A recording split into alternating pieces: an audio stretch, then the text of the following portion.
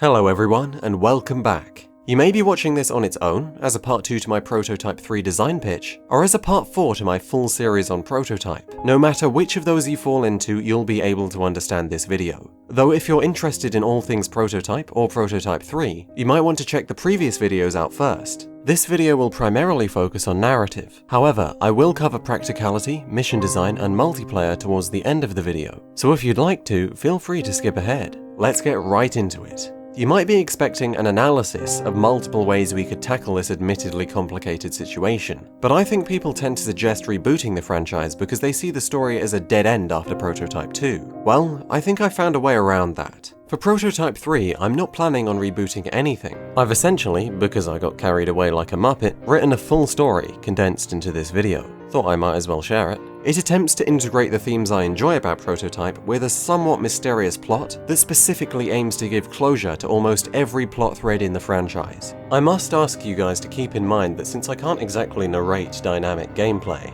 this video is primarily about plot and character, not in-depth descriptions of fights and such. There's not much I can do for the visuals, wish I was an artist, but I've tried my best. Please do tell me what you think of it in the comments. Let's begin. We start with Scott on his journey home from work. Scott's mother had died a week ago, his best friend was killed by an infected citizen in New York Zero, and work was getting harder, not easier. Took up smoking to relieve the stress, but it just made him feel more guilty to add to the pot. Work had been difficult today. He made too many mistakes, kept getting distracted, thinking about his family, Carrie and Kyle. Scott still hadn't forgiven himself for forgetting Kyle's birthday a couple days ago, his own son. He just wanted to make it up to them. He needs them to be happy now more than ever. Maybe seeing a doctor would help. Scott had woken up in an alleyway half an hour after work had ended. What happened? Was it the smokes? He doesn't drink. He just needs to get home. On the bus, his phone starts buzzing. Ah, damn it. His boss. What does she want now? No, Scott shouldn't take it out on her. She's tried her best. Looks like she wants a FaceTime. Been a change of plans apparently. Business trip was cancelled on Friday, but she'd like someone at the office to help her take inventory. And someone to have a drink with afterwards, it seemed. She can't make him do this, but to Scott, making someone else feel better sounds good. So does a drink. He thanks her, says he'll be there. She seems concerned. You don't look yourself, Scott. Do yourself a favor and get an early night, okay? Gotta go, something's happening outside. Scott finally gets home from work. Keys? Check. He opens the door, and his family meet his eyes. This was all he needed. All they do is cower, because it's not Scott that greets them, it's someone else. Scott begs them to tell him what's wrong. Why are they screaming? Why are they scared? Carrie stands before Kyle, knife in hand, shouting as forcefully as she can manage. Stay back, get back. Scott's shocked. He doesn't know what to do. So he runs upstairs to the mirror. Carrie runs for the phone, fingers scrambling to dial 911. What Scott sees is not himself. He stands there, eyes fixated, on the face of someone else. Scott stands in his bathroom, frozen in time, denying it, reasoning that he must be dreaming. He finally calls down to his family, begging them to understand, but the police get there first. He runs down desperately trying to explain. What else can he do? He's pleading, scampering, and the police take their shot. Scott lies, dead, blood soaking the carpet. We then enter his thoughts in a memory-like sequence. They say the last thing you see before you die is your family, your soul giving you that one last push to survive. For them. Carrie was a poet. She had a beautifully creative mind, and only went outside when she had to. She only let the world see her on her own terms, through her poetry. It was only with Scott she felt truly at ease. Everyone's hiding from something, even monsters. Kyle was so scared of the dark. What did he see in it? What creatures waited for him? Every time Kyle woke us up teary-eyed, Carrie rushed to comfort him, to protect him from his demons. She didn't want him to have to fight, and she didn't fight either. She was just lucky enough to know nothing was there. Kyle wasn't allowed to go to other kids' parties. He had a 7 p.m. curfew, 7:15 on weekends. Carrie simply had to be stood in front of him wherever he went. Now, Scott was entering the darkness, leaving them behind. He never got to teach Kyle that there was nothing there. The abyss comes closer and closer. The light dances and leaves his mind. Now there is nothing. Wait. Who's that? A figure in the darkness. A monster. Scott is drawn towards it like gravity, and when he hits it, he's somewhere else. He's almost remembering something. Strapped to a table, there's guards surrounding him. They look terrified. And doctors with lasers and scalpels shocking and burning his skin. The next thing Scott knows, he's back in his home, stood upright, with a police officer's throat in his hand. He pushes forward, and the officer disappears. The walls he was sent through are mere dust. Scott turns to the other officer, but he's not moving, because held in Scott's hand is a knife he has never seen before, embedded in the officer's jaw. Terrified by what he's done, terrified of hurting his wife and kid, Scott rushes for the door, only to be met with a Blackwatch VTOL attack jet staring him down. He looks at the missile pod, and oh boy, that missile pod looks at him. 3, 2, 1. Target engaged. Scott is sent barreling through his house, now rubble and blood. His family was still inside. We don't know their fate. Blackwatch move in, but Scott has time to escape. A while later, we return to Scott, now anxiously passing through the city streets, a hood covering his face. Blackwatch are rolling in, civilians are being herded. Tanks trample cars if they have to. Their efficiency is brutal. They've done this too many times before. We cut into a city square, crowded with civilians locked in by Blackwatch. In the center, Colonel Rook stands on the roof of a tank. You know who we are, so you know why we've come. New York was destroyed twice by this virus. I don't plan on letting it happen again. You know your fate if we lose this battle, and I will personally deliver it to each and every one of you if you fuck with us. This is Blackwatch's city now. The alternative is death, and don't think for a second it can't get worse. Rooks then projects the faces of 2 men onto the wall of a building. Scott, or at least who he is now, is one of them. Guess that's how they sent the VTOL so quickly. The other isn't revealed to the viewer, because Scott left as soon as he saw Blackwatch were looking for him. Scott realizes what he's become. He's just like that fuck Alex Mercer who destroyed New York. Why? What happened? Either way, Scott only wants one thing, to find his family. They might still be alive.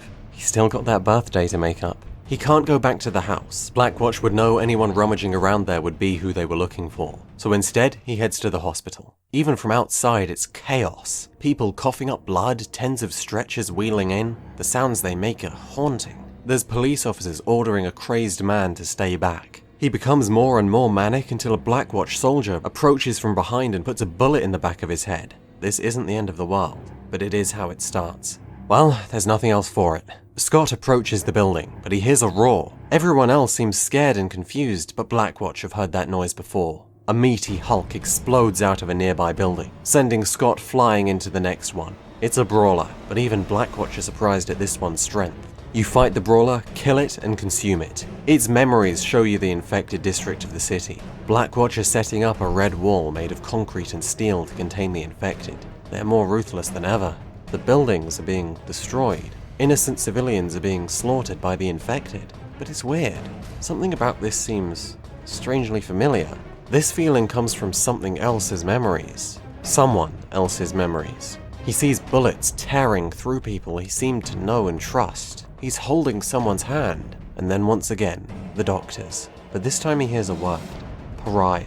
It seems so real. Scott leaves the scene, having only grown stronger. Pariah. He can't get that word out of his head. It grows inside of him. And so does the anger. Whoever he was wanted Blackwatch to suffer. He needs to find out more. He'll kill any Blackwatch fuck he has to do it. Gotta be quick too, his family might still be in danger. There's a Blackwatch base being set up not too far. The commander has to know something. But before Scott can get any closer, someone puts a hand on his shoulder. This one is familiar for a different reason. It's James Heller. Scott tries to push his hand off, but Heller flashes his blacklight infection. Heller's not here to hurt Scott, he's here to help him. Better make a friend of a freak like him than risk him becoming the next Mercer. Apparently, there's something more happening in the city than meets the eye. Something that could change the fate of the world. Heller came to find out what it is, before detecting you. Knowing that he shouldn't repeat Mercer's mistakes, Heller doesn't try to keep Scott on a leash. Instead, he proposes an alliance. They both need more information, and that base is the best way of getting it. But Heller also knows what Blackwatch has become. For now, stealth is the best approach. The pair slip through the base undetected, and back the commander into a corner. Those memories belong to Scott. The commander knew something, where the virus started, and felt a lot more. The word pariah terrified him. Scott doesn't mention this to Heller. Scott doesn't trust Heller. The commander knew everything about him, including that it was him who consumed Mercer in New York Zero. Scott understands the rules of consumption. A part of that evil bastard lives on in Hela. Knowing that he can take on the form of those he consumes, Scott might be able to see his family again as the person he once was. Were it so easy. Rooks is fully aware that there's only one reason commanders would start going off the grid again. Hela did the same. This can't happen again. Blackwatch assemble and an attack force is at your door in the blink of an eye. The battle is earth-shattering, but Hela doesn't need to do much of the work.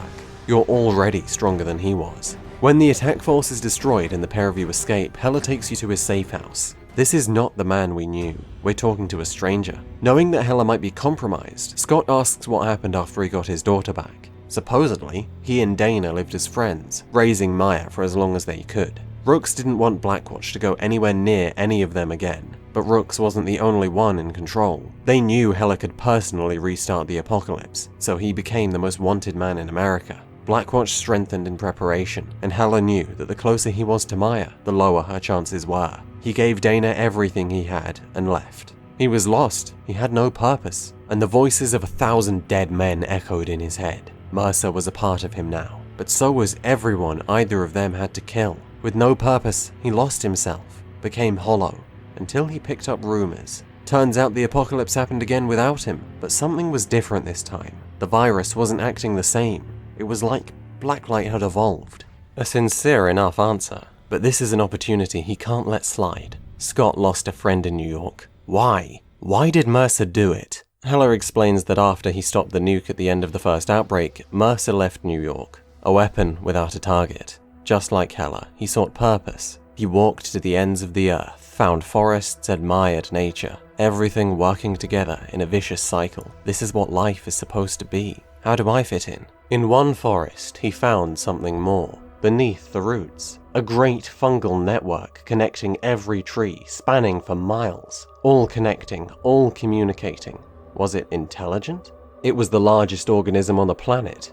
On that day, Mercer had an idea, but no conviction. Months passed, and after having witnessed the horrors of human conflict in less fortunate regions of the world, he returned to the United States and met a lumber family, a father, Jack, and a daughter, Autumn. Mercer, in disguise, decided to live with them for a while, working the forests until he discovered a plot to kill Jack. It was a land dispute. A competitor wanted the rights to the forest, but Jack wouldn't sell. Hitmen were sent on their way. Mercer intercepted, saved Jack. He followed the hitmen's trail and found this competitor was in deep with the cartel. And as luck would have it, so was Jack. Autumn was no daughter. The family was just a front. A betrayal that hurt so much more, given that Mercer had developed feelings for her. When he returned, Autumn pointed a gun at Mercer. She took his money before pulling the trigger. That didn't end well for anyone. But now, Mercer had been hurt too many times. Time to stop denying the truth. Humanity is stagnant, ignorant, and doomed.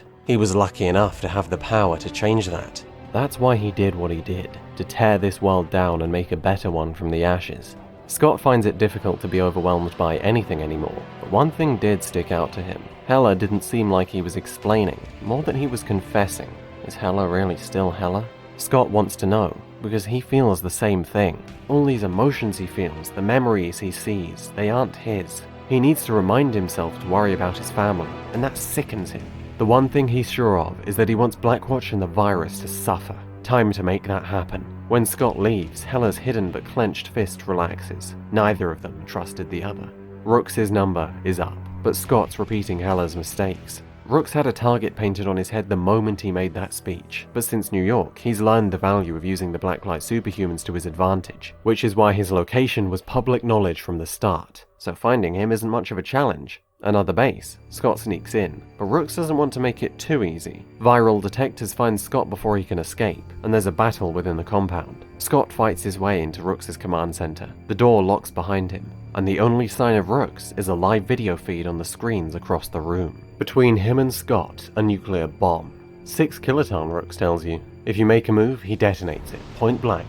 You started this damn infection, and he will reduce this district to ash, if he has a chance in hell of stopping it. You should have stayed in your damn cage. But here you stand. I can tell you're not like Mercer. You can't have started this. If you help me stop the virus, perhaps I can help you stay out that cage a while longer. Scott doesn't give the proposition much thought. Rooks has only confirmed he knows something. Scott demands answers. Who am I? Rooks obliges. Another amnesiac like Mercer, huh? Your hope's abomination. Pariah. And with that word, not pariah, but hope, Scott drops to his knees. He wakes again in the same memories as before. His mother is there, Elizabeth Green. She's holding his hands, smiling, and then crying. Now she's dragging him along, the rest of the townsfolk with her. He looks over his shoulder. Everyone behind him is being torn apart. But it's not by bullets, it's by each other. Everyone behind him dies. Everyone in front of Pariah is broken by Blackwatch's red line like waves on a rock. Until his mother stops. She's riddled with bullets, but unhurt. She turns to face the infected, raises her hand, and they scramble past Pariah, descending upon Blackwatch. The wave becomes a tsunami. She takes one last look at him, and when she looks away, all that Elizabeth Green once was is gone. Blackwatch did that to her, to Pariah, to everyone he knew. Scott is Pariah, the perfect natural release of the Blacklight virus, the destiny of all life on Earth, as theorized by Dr. McMullen. Rook's eyes search the room, but Pariah's are fixated. Blackwatch will die for what they did, and the virus will die too. Rooks doesn't much like that answer, and nukes Pariah into oblivion. Alex barely survived, and that was at a distance. Alex was flawed. The only thing Pariah feels now is loss, despair. He needs to know why he consumed Scott. Scott's love for his family is the only positive emotion Pariah can still feel. He holds onto it like his life depends on it. Pariah scrambles up the tallest building in the city, holding onto the spire that touches the sky. From here, he may be able to use Scott's DNA to detect his relations, specifically his son, Kyle. He mutters a prayer under his breath and sends out the sonar.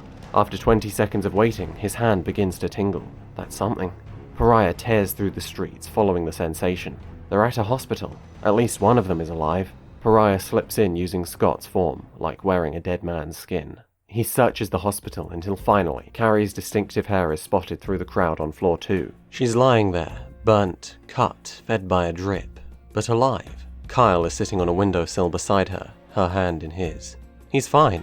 Of course he is. Carrie wouldn't have let a thing happen to him. It's Kyle who sees Scott first. His shock spurs Carrie to look over. Kyle jolts from where he sits, a jolt of excitement, but then it turns to anger. Of course, Kyle's just a kid. He'd believe anything, like a monster having killed his father and pretended to be him to get Mum and me too. He stands in front of Carrie's hospital bed, trying to show intimidating body language, scanning Scott's face for information. Pariah doesn't know what to feel. Guilt? Bliss. He knows that he wants them safe, so he approaches. It's me. I'm so sorry. Carrie's first question is where he was, which he asks scathingly, a real anger, but her body says my beloved is finally back. Pariah has to consider his answer, but he blames his absence on being trapped within the walls by Blackwatch. Pariah holds his and her hand and sinks his head into the hospital bed. They ask and talk. Carrie's wounds extend far deeper than just her body. She couldn't protect Kyle like this. She was stuck in a bed, and the monsters were real now. They were coming for him, and she couldn't move. She needed Scott, and he wasn't there. Pariah treats this short moment of happiness like a drug, an ancient emotion he couldn't remember having felt. But Carrie was right. No one can change anything from a hospital bed. He can't stop the infected from crashing through the walls and tearing them apart if he doesn't act. He needs to act. It was selfish of him to come here at all. Pariah tells his family that he has to leave or Blackwatch will come for him.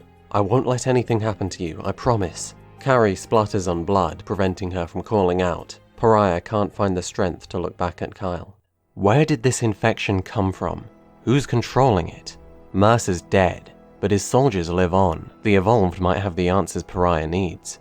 Time to find a rat. Maybe Hela could have his uses. Pariah calls Hela. They meet. Pariah chooses not to tell him about what he discovered, but Hela asks about the nuke nonetheless. Rooks, huh? Yeah. Never tried to nuke you, did he? Not Rooks, no. Not Rooks, Pariah thinks to himself. But someone, that answer would imply. Who else do I know who survived a nuke? Hela, we both want answers. Where can I find an Evolved? Hela likes that idea, so he and Pariah work together to hunt one down. There's a straggler in one of the uninfected areas of the city. The pair chase it and corner it in an alley. The Evolved ignores Pariah for the most part, staring deeply into Hela. Hela examines it and approaches from behind. He slips a hand into the Evolved's back as quietly as possible. Pariah doesn't notice a thing. Its memories were being altered, so when Pariah consumes it, he only sees what he's supposed to. he sees the center of the city, within the red wall. The evolved gather in the square. They're in the walls, the windows, the streets, hundreds of them, all surrounding a broken vial. That's it.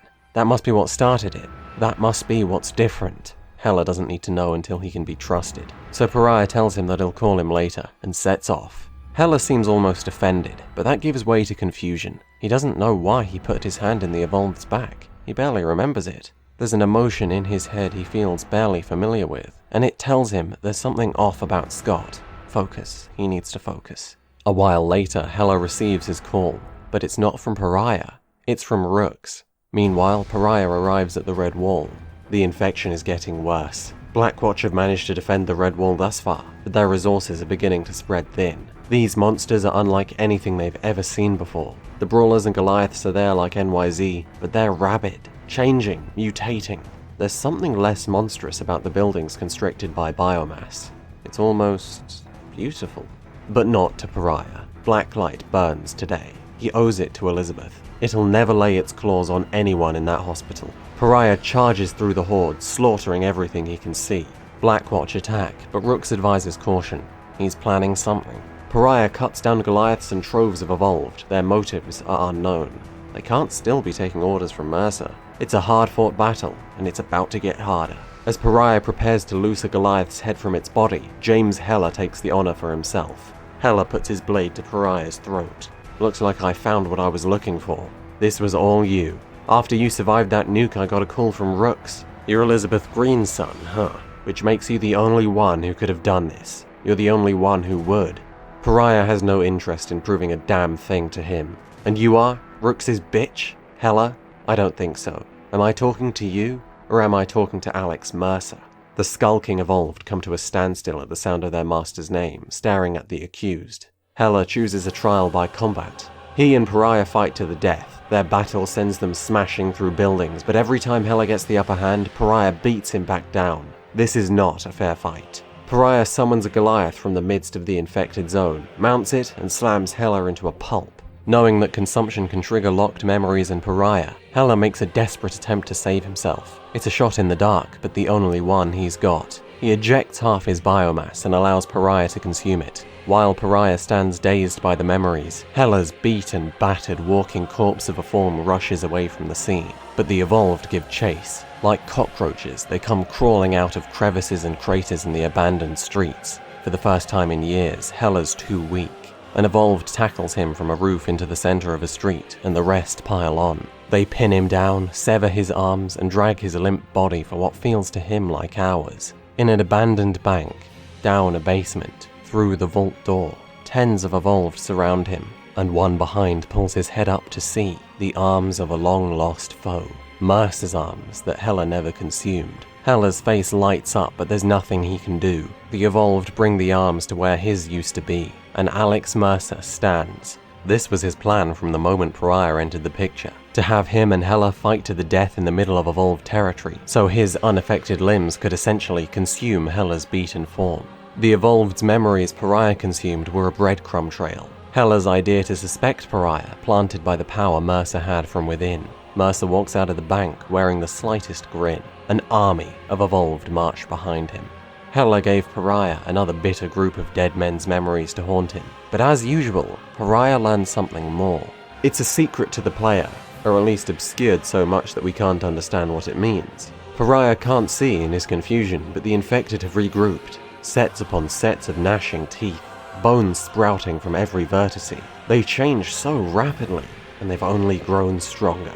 Blackwatch can't say the same. The fight crippled their already thin defense of the Red Wall, which means they can do nothing to stop the Goliath sent by the still-hidden Mercer, making a beeline for what looks to be a crack. It splits open like an egg. Infected stream through the gap like water through a dam, making the surrounded streets a bloodbath, the hospital in its center. Realizing this, Pariah bursts forth with all the force he can muster to find Carrie and Kyle. The hospital is almost overrun. Doctors being disemboweled, patients heaving to safety, but often into the arms of their killers. The infected have already swept through floor 2. The lights are out, blood paints the walls and floor. The faint growl of an infected heard in every other room. Pariah finds Carrie's hospital bed empty, with the window open. Did they jump? Did they? A noise in the cabinet says no.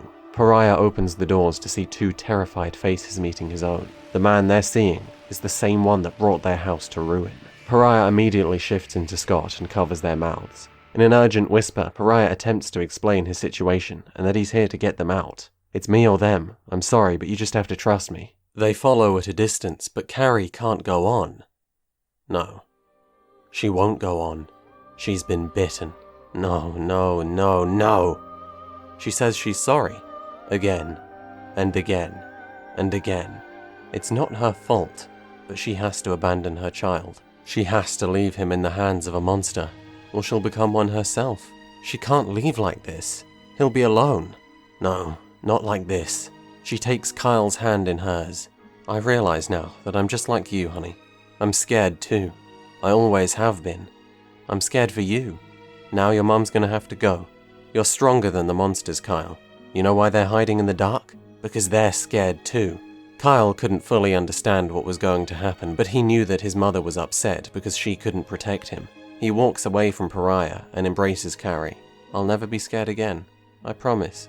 A small light, a flicker of hope shot up Carrie's spine. She could see her son standing up in a dark room where the monsters really were just round the corner. She didn't have to stand in front of him anymore. Carrie turns her head up towards Scott. I don't know who you are anymore. Can you still be my husband? Just for a while. Pariah felt a foreign sense of purpose. He wasn't going to let it slip. I'll always be here. That was the deal, remember? For you and for him. Rage against the dying of the light. She nodded her head, holding back the tears. Her son could find the strength to stand up against the dark. Now it was time to walk into it. Kyle tries to follow, but Pariah holds him back and covers his eyes. Pariah shouts down for her. Carrie! The infected come crashing down the corridor towards her at the sound, but it didn't matter. Whatever happened to this city, it involved him. Maybe if he never met Carrie, they wouldn't be here now. Pariah was not going to let her become one of those. Not because of him. Together, remember? He sends down a limb of biomass, consuming her in the blink of an eye. The limb becomes a barrage of tendrils, tearing the infected apart. Pariah walks away calmly, Kyle in hand. The next we see of Pariah and Kyle is in a forest, far, far away from the city. They have a small, camouflaged cabin nearby a stream for fishing. Blackwatch are preoccupied with keeping the now ruin of a city from infecting anything else. For the time being, they're safe. What was once the first Pariah wants nothing more than to go back to that city and strangle everyone in it with their own entrails. But what was once Scott and Carrie keep him here. The only part of him that incites anything but hate is Kyle. He has to remind himself to focus on that. He muses, and we are shown what Pariah saw when he consumed part of Hela. The first Pariah, the one before Scott, escaped Vandenberg Air Force Base during Project Crusade. Blackwatch kept Pariah, only a little boy who couldn't even remember the name Elizabeth had given him, locked up in a metal prison. Even they were scared of him. That's why they called him Pariah, outcast. When he got out, he saw every human as an enemy, and the virus as one too. He was both of those things. But he knew that he was different from the others like him. From the runners, from Mercer, Pariah was the perfect natural release of the Blacklight virus. The first Pariah had no purpose and felt nothing but pain. He couldn't end it. He didn't think anything could kill him. His only out was finding a way to want to stay alive. If he was going to understand why the population of Earth didn't feel just like him, he was going to need to see it from the perspective of someone who loved. He consumed Scott and let that person rule him. Pariah had killed Scott, no matter what way he sliced it, for his own selfish gain. Scott didn't deserve to die. His family deserved none of this. No one's did. People live their lives hearing, being told, but unless they can see something, they never really think it'll happen to them. By then, it's too late. Nature doesn't care. Only we do. Pariah owes it to Kyle, owed it to Carrie, and he still feels what Scott felt towards them. Well, the first Pariah got what he wanted. He's not leaving this planet without something changing. The power to change humanity forever lies within his hands. We now have a very significant time skip. 10 years later. Kyle is almost a man. Pariah stayed in Scott's body for most of the time, but when he felt it was needed, he brought Carrie out as well. It never felt quite right. He couldn't hide the fact that they could both never be there at the same time, so he had to tell Kyle what happened. That his real name was Pariah, and he was going to do whatever it takes to keep Kyle safe. That their mothers, Elizabeth and Carrie, shared the same fate. but her and Scott were still with them, in him. Took a while for Kyle to get over it, but eventually he was just happy to see his parents again. Kyle was a man who'd seen enough for a lifetime in the body of a 17-year-old boy. After a while, he asked Pariah to stop shapeshifting. His parents were gone. Holding on to them felt more and more like a lie with every day that passed. A lion hunts a gazelle. The lion survives because of it. A wolf hunts a sheep, but it isn't strong enough alone. The pack hunts a sheep. They survive because of it. You either win through overwhelming force or cooperation, but you have to win by killing. Humans know this, but they're too smart for their own good. Overwhelming force in the hands of the few.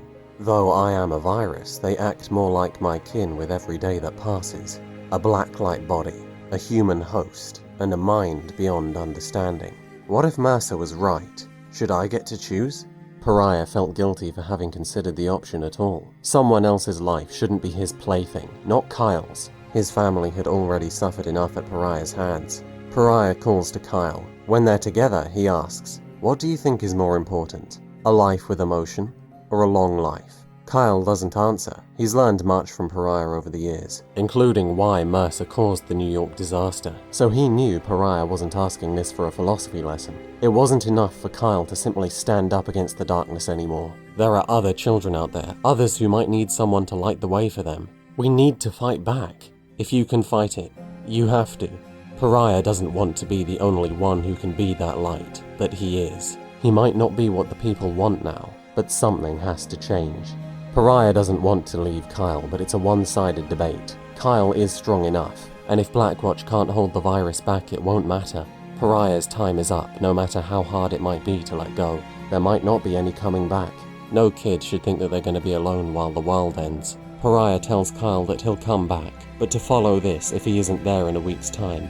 It's a note, on which is written Dana Mercer's location. Doubt Heller intended to give Pariah that detail. She was the only person who'd understand what Kyle had seen. That was farewell, for now. Since the last time Pariah saw, Blackwatch had been given the assistance of the UN's military forces. Over 120 countries pitched into the containment effort. Look at what they can do when they come together. Nukes leveled the city, but the infection was more resilient than science could explain. Pariah knows that whatever this blacklight strain is, it came from him. Perhaps he'll find out what started it inside. The new dead zone is beautiful. No jagged monstrosities, no raw, wasting biomass connecting buildings. The skies were clear and life had arose from the ashes, but no life anyone had ever seen before. Pariah's blacklight accelerated evolution, changed, mutated, perfected, created inconceivable ecosystems. This is unstable, but it's the most incredible sight Pariah has ever seen. Pariah spends a great deal of energy punching through Blackwatch's red line. They probably thought that he just doomed humanity, but by tonight, none of that will matter. He knows exactly where he's going. The street, the house where it all began.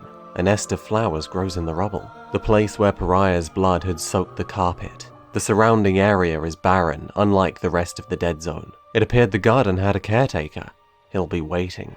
There's only one man standing between him and Earth's true destiny. Heller. Pariah shouts his name with the force of 1,000 armies, and his call is answered. You still want to kill me, Heller? Because this doesn't have to go like last time. Yes, I do, but you performed exactly as intended. Heller's dead, isn't he? Thanks to you. He just couldn't stay at the top of the food chain. Mercer reveals himself. His newfound strength is concerning. Must have consumed his evolved a while ago. It seemed he, him disguised as Heller, struck a deal with Colonel Rooks. He and his army would cut down the dead zone's monsters, keep the infection in check, if Blackwatch allowed him to consume the bodies and leave him be. Rooks got his safety, Mercer got power, all in preparation for Pariah to return. Whatever happens now, this is the end of the line. Pariah doesn't feel angry or scared, just hungry. A hunger to know what to do. I have a son, Alex. I could save him. Could gut you and then wipe this virus off the face of the earth. But would that really be saving him? You wanted to infect the planet, unite us all. No more conflict, no more disease. An intelligence undreamt of, and a power like God. I can do that. You might have been right the whole time. You should have been smarter, shouldn't have gotten so arrogant. If I didn't have someone to love, I fear I might have done it myself. That doesn't change anything, Mercer replies. I know it doesn't. You're a different strain of blacklight from me, and you're doing this out of hate.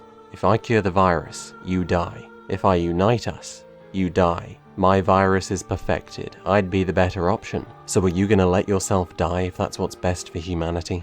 Mercer's confident facade drops. Are you gonna kill your precious son if that's what's best for humanity? Haven't you seen it? They're killers. So are you.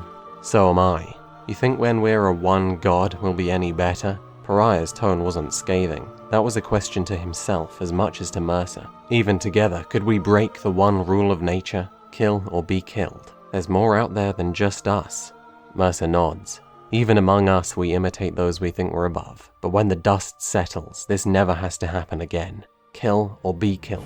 Pariah draws his swords, and the battle begins. The carnage leads them to multiple parts of the dead zone. A few scripted moments to punctuate the spectacle make sense, but the perspective remains the same. No cutscenes, until Mercer is beaten. Just before Pariah stands to deal the final blow, a hand bursts free from Mercer's chest, and reaches to another that came from Pariah's. The hands pull the two together. They resist, and as they do, more and more comes free. The mass at the center takes form, as it grabs both Pariah and Mercer by the throat and tosses them aside. Hela is back. The biomass he gave Pariah was never overwritten, thanks to that annoyingly resilient DNA, and it connected with what used to be his old body in Mercer. Who's at the top of the food chain now, bitch? Still considering whether or not to wipe out the human race, Pariah? I was right about you. We're all monsters, but I'm the only human here. He looks down at his hands. I love you, Maya. Mercer had found a beast to consume to regain his strength, and the pair opts to kill Pariah first, before settling their differences. It's a 2v1, a spectacular event, worthy of rounding off the series. I won't get too deep into boss design, but if Pariah kills Hela first, then Mercer will step in to consume Hela's remains, leading into a phase 3, and it's the opposite if Pariah kills Mercer first. Depending on who Pariah kills last, the dialogue differs. If it's Pariah against Mercer, Mercer begins. In a couple years, you will not be able to live with your own cowardice, and that'll bring you back here doing the same thing as me, wondering why you wasted your time. Hate me, but I'm right. Is that your ultimate victory? Pariah replies. No, I've lost. Couldn't survive. You stop killing, you stop surviving, you start dying. I could have changed that for all of us. Oh yes, it would have been a mutually beneficial relationship. You think I'm some kind of evil genius? I didn't infect a town of innocent people just to see what would happen. I didn't nuke cities to rule through fear. I'm just a guy who wants to survive, and maybe take the rest of you along with me. You breathe, your heart beats, which means you're the same as me, just genetically different enough to have a reason to kill me. You attacked me, but what Mercer says resonates with Pariah. They hate, they kill, they're selfish, and they're doomed. Just like me, I'm cursed with the same affliction. Kyle springs to Pariah's mind. Pariah begins. There's love. Hope. If we unite, that dies too. Mercer shakes his head and looks away in disgust. You feel guilt. You feel ashamed. Do you not know what you are? You're something more than human, not something less. You fucking coward. Maybe, Pariah responds. It shouldn't have been our choice to make. But tell me this. Was it you? Did you start this outbreak? Mercer sighs for a second and chuckles. I sent a barrel of my Whitelight offshore in case the New York plan failed. Just the one, thanks to our mutual friend. Evolved would have prepared an infection strategy when I went off the grid. Some went back for my long-lost limbs. And then you showed up. You with your perfected virus. My Whitelight mutated into your perfected Blacklight. The Evolved lost control, and then chaos. So if you're looking for vengeance, look in a mirror. But I thought we were the same. Pariah replies. He can either choose to restrain Mercer and walk away, or slit his throat and consume him. In Hela's case, Pariah tells him that he's sorry. Hela doesn't reject the apology. If you weren't always one of these damn freaks, you'd know. I just wanted Maya to get to choose for herself. You think I give a shit about Blackwatch, the virus, you? Why should you get to choose for her? You think anyone's ever gonna love again? Anyone's ever gonna know what it's like to be a father or a mother if that emo fuck got what he wanted? Pariah turns away from Hela. He tries to jump Pariah from behind, but he's not quick enough. The player can either choose to kill Hela here, or incapacitate him. If you incapacitate, I have a son too, but something has to change tonight. You aren't a god. If you won't cure this fucking thing, then walk away. No, I'm not. God is just a dream of good leadership. Let's hope I make the right choice. Please, Hela says as a last-ditch effort. Goodbye, Hela. You were a good man. Pariah finds himself back at Scott's old house. The flower bed seemed to be the only living thing for miles. In the battle, a pile of rubble had fallen into it, but the flowers still looked as strong as ever. Pariah takes a seat within. He remembers what he used to feel. Love and hate. Now it's time to choose. Do I hold on to love and let us destroy ourselves? Or do I let love die so we never have to fight again? Pariah remembers what the version of him before Scott wanted. The one thing on the planet that just could not die, didn't concern itself with its own survival. The darkness is right ahead of him. Are there monsters in the darkness? They weren't scared. They were strong. Pariah finds the same strength. He hopes it is strength and not cowardice. It's time to choose. Kyle represents individuality, and the dead zone represents the perfect unity. You can also choose to walk away. If you choose individuality, Pariah generates what Whitelight was supposed to be, a cure. He lets it pour from his hand as he intently steps away from Scott's house. The camera focuses in on the flower bed. All different kinds of flower had evolved since the battle. Some were dying, some were growing strong. Some were small but plentiful, some were alone with thorns. We see the life in the dead zone being quickly eradicated, as if melting. Pariah points his arm into the sky and releases a great burst of the substance. The cure will disperse into the atmosphere. Even a single molecule will destroy any trace of black light anywhere on Earth. Some particulates rain back down. A few touch Pariah. He welcomes it, as he too vanishes.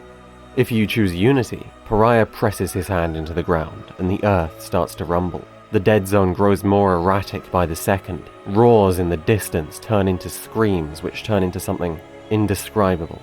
The flower bed had changed. The flowers he saw before the battle had been driven to the outer rim, and in the center was a weed, just as beautiful, but it was nothing like the flowers. Pariah's black light washes over the red wall, destroying anything in its path, consuming anything living. From the skies in space, the difference in colors on Earth become less and less profound, until it almost seems like everything is the same. Pariah feels like everything he once was had gone. As he lets himself fall into the biomass to become part of the whole, he hopes that he might feel Carrie and Kyle again. And then the credits roll. I really hope you enjoyed that. I'm going to take some time now to explain a few of the choices I made. I understand that giving Pariah a family through some nobody called Scott may seem strange, but I did it for a multitude of reasons. I was concerned over how compelling Pariah could be as a main character if we essentially had no angles to enjoy him from. He wouldn't be nuanced because he's been locked up in a cage. Likeability, relatability, or 1,000 other traits you might want your characters to have. Very few of them would work for Pariah. Secondly, I felt like Pariah needed a way to experience love and human connection, if it was going to be a fair choice between individuality and unity at the end. Thirdly, it's free shock value at the start, and the self-discovery arc is both free character development and free mystery. On paper at least. Though Pariah is the protagonist, I still wanted Hela and Mercer to return. It didn't seem like anyone wanted those characters to end the way they did, so I tried to bring them back into the fold in a way that made sense, that being Pariah's presence. I didn't choose to sequel bait, given that, well, this game isn't real, let alone a sequel, so something that would round off the entire franchise made more sense to me. Pariah seemed like the best candidate to enact a final choice, given his importance. I've always loved the ideas of biological transhumanism that the series experimented with. I thought the Prototype 2's Mercer-Hela ideological conflict could have been extremely interesting, so I brought it to center stage. That's what I set out to achieve anyway. Whether I did is up to you. There are a few parts of the story that concern me. Firstly, Pariah is extremely introspective and emotional, which I think makes sense, but if the rest of the game fails to sell the badass aspect of him, he might not be enjoyed in the same way as Mercer. We could never really connect on any level to Mercer, and Hela wasn't a great deal better. For Pariah, I do want there to be an emotional connection. I want the ending to be a tearjerker if possible, but I also don't really have the first clue about how to do that with the character. Did the ending make you guys feel for Pariah? Please do tell me in the comments. It's certainly true that a lot of help can be gained from the presentation. The thematics weren't subtle, let's be real. The flower bed might feel like the theme's being bashed over the player's head, but I do want people to know that the choices meant something. At the same time, it's often good to leave things ambiguous, because if there's no debate over what each choice would mean in the long run, and what choice was right, it can feel very preachy. The goal is for the player to feel conflicted, not pushed one way or the other. Another problem might be Kyle. Is the player going to want to spend time with him? I think not that the family needs more screen time, but what happens in that time connects us to them better. Anything to make us care about their fate. Did you guys feel anything when Pariah consumed Carrie? Presentation can do a lot of lifting here. I'd like to do more with Rooks, but the Blackwatch conspiracy aspect can't be a central theme anymore. We know everything that they've done, and I can't do anything else without expanding the lore dramatically. I'd like to think that if Pariah chooses to cure the virus, Rooks goes home to his daughter. Maybe that can be an epilogue cutscene. It's an understandable concern that this story isn't long enough for a campaign. I get that, but keep in mind that the only things I've described are the story-heavy moments, cutscenes, and 2 boss fights. This is more than enough for a video game, because the vast majority of it should be gameplay. I take the same philosophy here. For example, if you want a stronger relationship between Pariah and Hela, then have them fight together for an extended period of time when they're hit by the attack force. Don't just leave it as a footnote of the stealth mission. Have creative displays of teamwork and badassery to strengthen that bond and get a free mission out of it. What was interesting about Prototype 2 was that despite its dumbass narrative, I did try to make Mercer seem more intelligent retroactively. It was held up by a very enjoyable campaign. The missions were repetitive, but they were fast-paced, always felt rewarding, had a fantastic soundtrack to back them up, and never put you in half-baked gameplay scenarios like Prototype 1. We can have the best of both worlds in Prototype 3. Creative gameplay scenarios that well utilize the mechanics. One of the tank missions from the first game was a good example of this. You had 6 tanks closing in on a central location. You had to destroy them all before any of them got there, which meant prioritizing targets and using both combat and movement to the best of your ability for the sake of speed. Chase sequences are easy to make and test the player's movement skill perfectly. It's the same deal if you're the one getting chased. Set pieces aren't easy to make, but they are a consistently good idea for action games. Maybe you're on an AC-130 as it crashes through the city, or an aircraft carrier you gotta stop before it hits the Golden Gate Bridge. You can also entertain with insanely big battles, meteoric wars between Blackwatch and the Infected that can only happen in those missions. And there can be far more than just the mid-boss and the final boss I described. Using the environment to our advantage is a fantastic way to get creative gameplay scenarios. San Francisco is a varied place. We'll be in the forest for a chunk of Act 3, so let's use it to hunt and set traps. We'll be near the sea all the time. We can have a naval fight. Stealth is a good way to mix things up too, but let's try not to overuse it.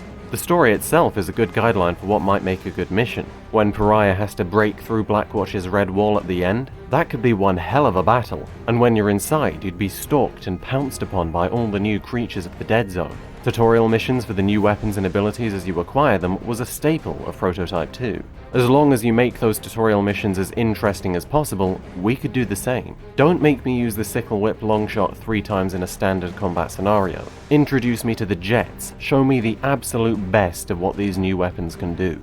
With all of that added together, an entertaining 20 to 30 hour campaign doesn't seem so far-fetched.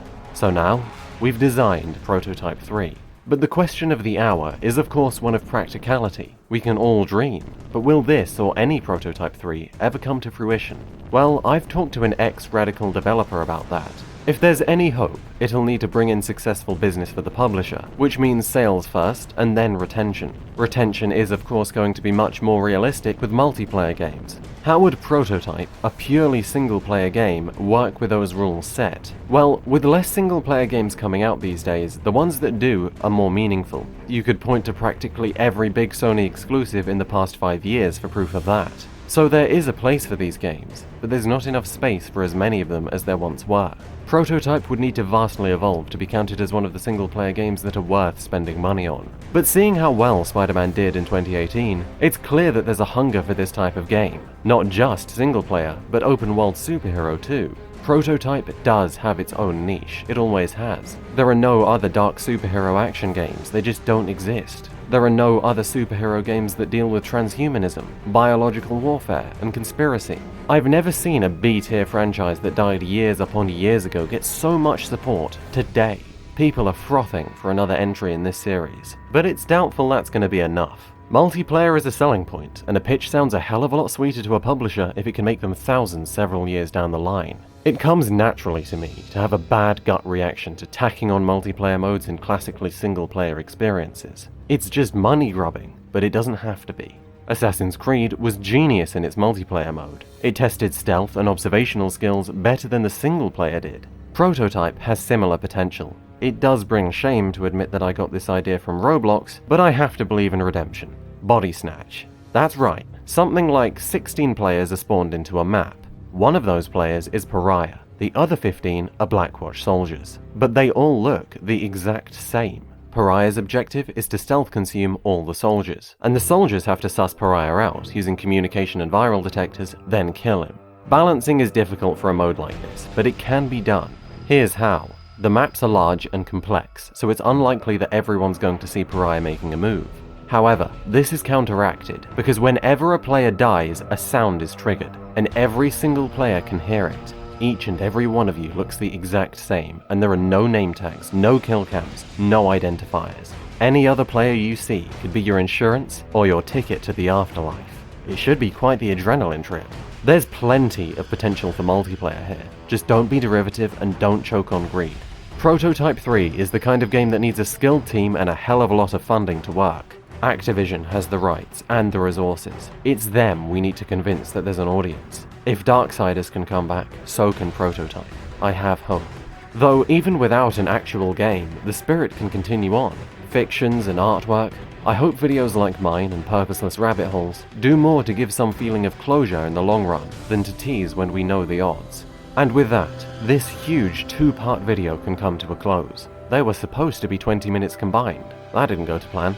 Unfortunately, both of my Prototype retrospective videos were age restricted over the past few weeks, which has essentially curb-stomped their traction. That said, I owe a good 25,000 subscribers to the growth spurt I got, and I do hope to continue it.